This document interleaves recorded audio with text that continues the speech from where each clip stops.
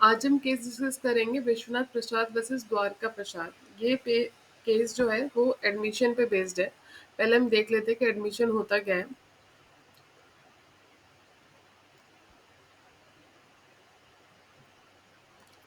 ये सेक्शन 17 है जो हमें बेसिकली बताता है कि एडमिशन क्या डेफिनेशन है एडमिशन की।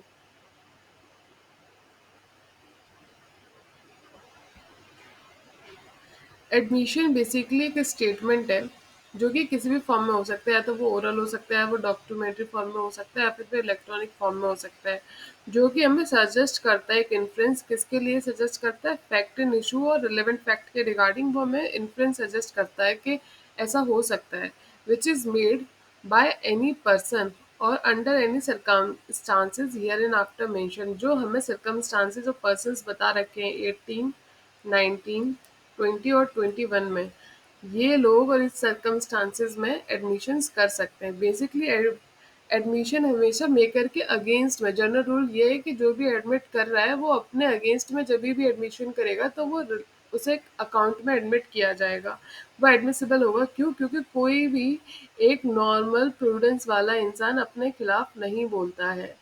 तो अगर आप अपने खिलाफ एविडेंस दे रहे हैं, तो एडमिशन कर रहे हैं, तो वो आपके खिलाफ रिलेवेंट होगा, एडमिसिबल होगा। लेकिन इसका जो हमें एक्सेप्शन है वो सेक्शन 21 में प्रोवाइडेड है, जब एडमिशन आपके फेवर में भी एडमिटेड होगा। लेट्स सी कौन कौन सी पार्टी हैं जो कि एडमिशन कर सकती हैं। सबसे पहले हमें यहाँ बता रखा है कि कौन कर सकता है।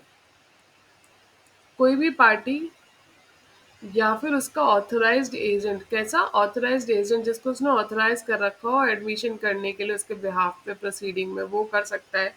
या फिर जब भी रिप्रेजेंटेटिव कैरेक्टर में सूट चल रहा है, तो जो सभी को रिप्रेजेंट कर रहा है, रिप्रेजेंटेटिव पार्टी जो है जिसको रिप्रेजेंट कर रहा है, वो कर सकता है। कोई भी पार्टी जो कि इंटरेस्टेड है सब्जेक्ट मैटर में, वो एडमिशन कर सकती है, या जिससे भी इंटरेस्ट ड्राइव किया गया है। लाइक ए ने इंटरेस्ट बी से ड्राइव किया है, तो बी भी वो कर सकता है, एडमिशन कर सकता है। फिर है admission by person whose position must be proved x against party to suit.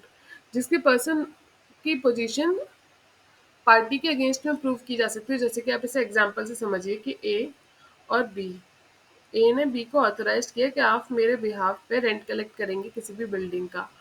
बाद में इसने इस पर सूट फाइल कर दिया कि आपने सी का रेंट मुझे नहीं दिया है। बी ने बोला नहीं, मैंने आपको सी का रेंट दे दिया है। जब भी फिर सी ने आके एडमिट किया कि नहीं, मैंने रेंट नहीं दिया है, तो जो इसकी पोजीशन है वो इसके अगेंस्ट प्रूव की जा सकती है इस केस में। और जो ये एडमिट कर रहा है वो इसकी लाइबिलिटी बढ़ रही है, क्योंकि अगर ये बात बोलता कि मैंने तो रेंट दे दिया है तो इसका फायदा ही होता ना। लेकिन इसने अपनी लायबिलिटी को रखते हुए अपने अगेंस्ट में स्टेटमेंट दिया कि नहीं, मैंने रेंट नहीं दिया है। तो इस तरीके एडमिशन भी एडमिसिबल है।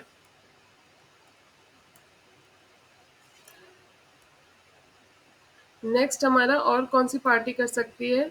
नेक्स्ट, जिसको पार्टी खुद से रेफर करे। अगर ए बोले कि ए ने बोला कि जो भी बात आके सी कोर्ट में कहेगा वो मेरे लिए वो एडमिशन होगा, तो अगर सी आके इसके अगेंस्ट भी स्टेटमेंट दे देता है तो वो भी एडमिशन मिसिबल होगा। जब भी कोई पर्सन किसी थर्ड पार्टी को, जब भी पार्टी किसी थर्ड पर्सन को रेफर करती है, तो उसका जो एडमिशन होता है वो पार्टी के लिए एडमिसिबल होता है। Statements made by person to whom party to a suit has expressly referred for information in reference to a matter in dispute are admission.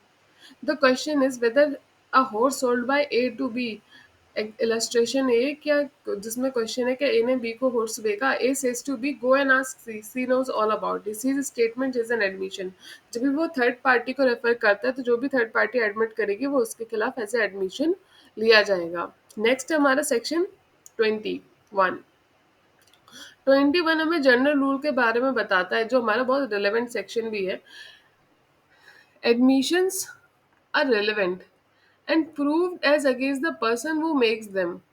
Against person who makes them, जो भी उनको statements अपने against में देता है उसके खिलाफ वो, या फिर उसका रिप्रेजेंटेटिव इन इंटरेस्ट देता है, वो एडमिशन एडमिटेड होते हैं। But they cannot be proved, but they cannot be proved by or on behalf of the person who makes them or by his representative in interest। उनके बिहाफ पे उनके favour में नहीं लिया जा सकता, उनके अगेंस्ट में लिया जा सकता है। जब मैं अपने खिलाफ कुछ बोलूँ तो वो एडमिशन होगा, क्योंकि नॉर्मली सर्कमस्टांसेस में ऐसे कोई नहीं बोलता है। लेकिन अगर मैं अपने बारे में कुछ अच्छा बोलूँ तो फिर वो एडमिशन नहीं होगा, क्योंकि हर कोई अपने बारे में अच्छा ही बोल रहा है। आई थिंक इस बात को आप समझते होंगे। आपसे भी पूछा जाए तो आप सिर्फ अपनी तारीफें ही बताएंगे, बुराई कौन ही बताता है। लेकिन हमें कुछ इसके एक्सेप्शंस प्रोवाइडेड है। ये कुछ एक्सेप्शंस हैं जो हमें प्रोवाइडेड है। सबसे पहले तो हमारा है यहाँ पे सेक्शन 32, कि अगर कोई भी ऐसा स्टेटमेंट है जो कि सेक्शन 32 में जो हमें 7 से 8 जो प्रोविजंस प्रोवाइडेड है उसमें third person, between third person admitted है हमारी डेथ के बाद, तो फिर हम उसको मानेंगे कि उसे फिर हम फेवर में भी यूज करेंगे।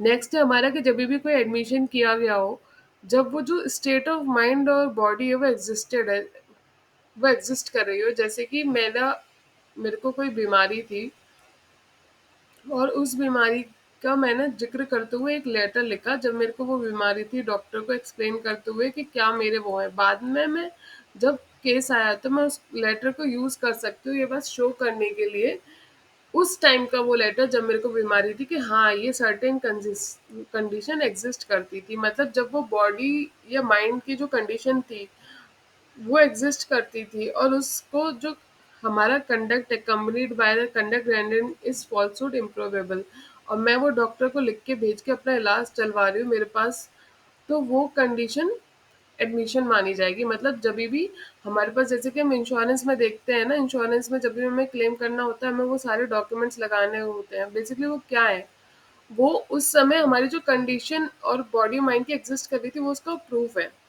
एन एडमिशन में भी प्रूव्ड, या फिर कोई भी जो हमें अदर सेक्शंस प्रोवाइडेड है एविडेंस एक्ट में वो वहाँ रिलेवेंट हो। An admission may be proved by on behalf of person making it if it is relevant otherwise then is admission.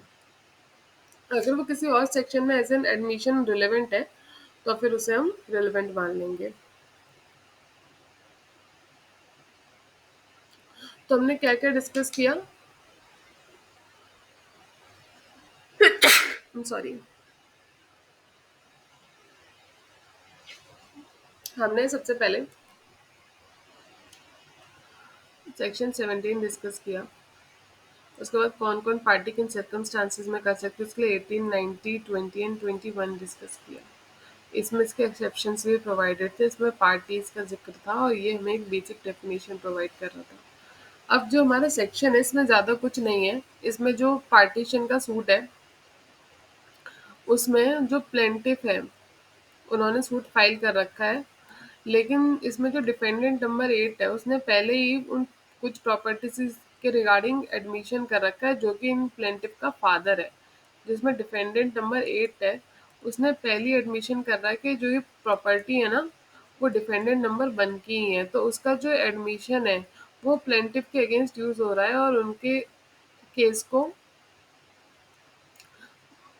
Week बना रहा है। क्योंकि कोई भी ये बात एडमिट क्यों करेगा कि जो हमारी प्रॉपर्टी है वो हमारी ना होके डिफेंडेंट की प्रॉपर्टी है। तो इनके जो फादर हैं उन्होंने ये बात एडमिट कर रखी है, जिससे ये बात प्रूफ होती है कि जो प्रॉपर्टी है वो एक्चुअल में डिफेंडेंट नंबर 1 की है।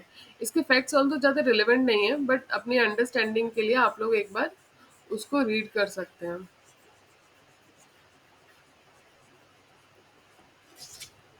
मैंने आपको जो फैक्ट्स बताए वही फैक्ट्स हैं। बेसिकली पार्टीशन सूट है जिसमें कुछ दो प्रॉपर्टी के रिगार्डिंग डिस्प्यूट है, लेकिन जो प्लेंटिफ के फादर हैं जो कि डिफेंडेंट नंबर 8 है उन्होंने एडमिशन कर रखा है कि जो प्रॉपर्टी है वो उनकी नहीं, वो डिफेंडेंट नंबर 1 की है। और यही यूज करते हुए कोर्ट जो है वो हमारे डिफेंडेंट के फेवर में ही ये फैसला देगी। उसके बाद उन्होंने एडमिशन का क्या यूज और वो किस तरीके से 145 में जो प्रीवियस स्टेटमेंट को यूज किया जाता है उससे किस तरीके से डिफरेंट है, ये कोर्ट ने इसमें डिस्कस किया है। तो बेसिकली इन्होंने बताया जो एडमिशन है वो एक सब्सटैंटिव एविडेंस है। सब्सटैंटिव एविडेंस की वैल्यू ज़्यादा होती है जो डायरेक्टली उस पॉइंट पे हिट कर रहा है बाय देमसेल्व्स, जो डायरेक्टली फैक्ट एंड इशू और रिलेवेंट फैक्ट के रिगार्डिंग एडमिशन है। हमारा जो एडमिशन है वो एक सब्सटैंटिव एविडेंस है इन व्यू ऑफ सेक्शन 17 और 21 जो हमने भी डिस्कस किए। They are not conclusive proof, उसको रिबर्ट किया जा सकता है, वो कॉन्क्लूसिव प्रूफ नहीं है। of the matters admitted. We are of opinion that admission duly proved are admissions evidence irrespective of whether the party making them appeared in the witness box or not, whether the party when appearing as a witness was confronted with those. अगर party ने कोई भी statement admit कर लिया है, भले ही वो बाद में उससे स्टेटमेंट उनसे पूछा जाए नहीं पूछा जाए, या फिर वो विटनेस बॉक्स में अपीयर हो ना हो, वो स्टेटमेंट उनके खिलाफ एडमिट माना जाएगा।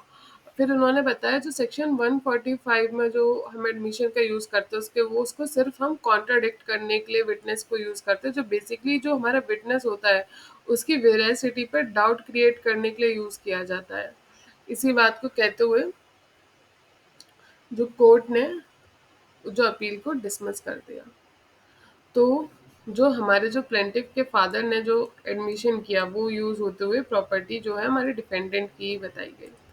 और ये डिस्कस किया कि जो एडमिशन जैसे कि हम जिस स्टेटमेंट को यूज़ कर रहे हैं प्रायर स्टेटमेंट को विटनेस को कॉन्ट्राडिक्ट करने के लिए, वो मात्र हमारा एक स्टेटमेंट है डाउट क्रिएट करने के, बट एडमिशन की वैल्यू बहुत ज़्यादा है। ऑल्दो वो कॉन्क्लूसिव प्रूफ नहीं। कॉन्क्लूसिव प्रूफ क्या होता है? कॉन्क्लूसिव मतलब जब कोर्ट इस बात पे बिल्कुल प्रूफ कर ले और आपको एविडेंस देने के लिए मना कर दे। लेकिन एडमिशन कॉन्क्लूसिव प्रूफ नहीं है, स्टिल वो एक हमारे पास सब्सटैंटिव एविडेंस है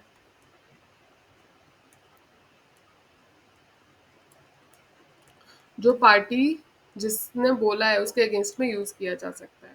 आई थिंक आपको समझ में आया होगा कि क्या है एडमिशन और कैसे वो हमारे इस केस में रिलेवेंट है। Thank you. आप रीडिंग करेंगे ना एक बार खुद से सारे जो मैंने हाईलाइटेड पोर्शन कर रखा है तो आपको और अच्छे से समझ में आएगा। Thank you.